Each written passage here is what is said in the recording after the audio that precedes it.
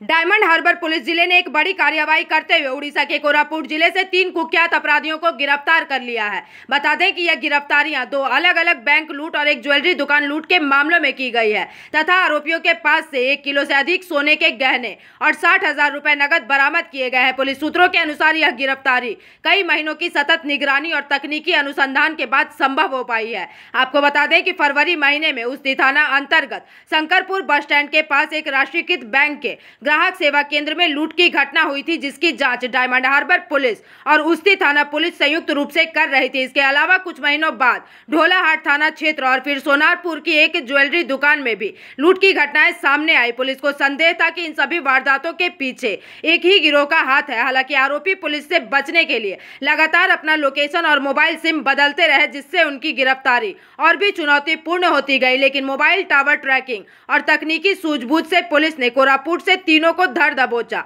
गिरफ्तार आरोपियों की पहचान मंदिर बाजार थाना क्षेत्र निवासी मुजाहिद मुल्ला, बजबस थाना क्षेत्र निवासी मोहम्मद हबीब और बसंती थाना क्षेत्र निवासी रहान मंडल के रूप में की गई है। बताया जा रहा है कि इनके पास से संग्रामपुर इलाके से 1 किलो से अधिक सोने के गहने और 2 बैंक लूट की घटनाओं से जुड़ी 60,000 रुपए नगद राशि बरामद की गई है, जिसकी कुल अनुमानित कीमत 40 से 50 लाख के बीच बताई जा रही है। इस विषय में डायमंड हार्बर पुलिस जिले के अतिरिक्त पुलिस अधीक्षक मिथुन कुमार दे ने जानकारी देते हुए अपनी बातें रखी है। फिलहाल तीनों आरोपी न्यायिक हिरासत में है और पुलिस उनसे पूछताछ कर रही है ताकि लूट की घटनाओं से जुड़े अन्य लोगों का भी पता लगाया जा सके। ऐसा कह सकते हैं कि डायमंड हार्बर पुलिस की यह कार्यवाही संदेश देती है कि अपराधी चाहे कितने भी चालाक क्यों ना हो, कानून के हाथों से नहीं बच सकते।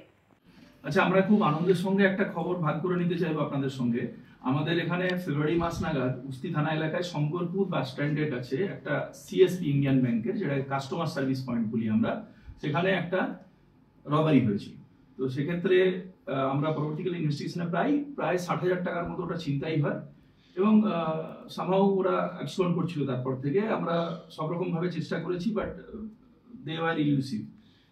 যেটা ইম্পর্টেন্ট বিষয় হচ্ছে, তারপরে কয়েক মাসের মধ্যেই আবার ঢোলাহাট থানাতে এই পরে যেটা আমরা বুঝতে পারলাম, আবার একটা এরকম ঘটনা ঘটে, একটা সিএসপি তে এরকম ধরনের একটা লুটের ঘটনা ঘটে।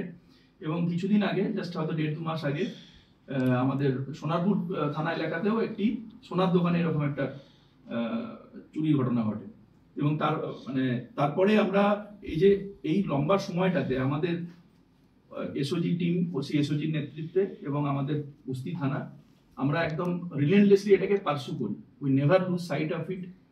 5 মাস ধরে অজস্র নাম্বার, কারণ এরা খুব স্মার্টলি কাজ করেছে, যেটা আমরা ধরার পরেও বুঝলাম। মানে একটা মাল্টি ডিস্ট্রিক্ট অপারেট করছে যে গ্যাংটাতে আমরা যে 3 জনকে ধরেছি এখন পর্যন্ত।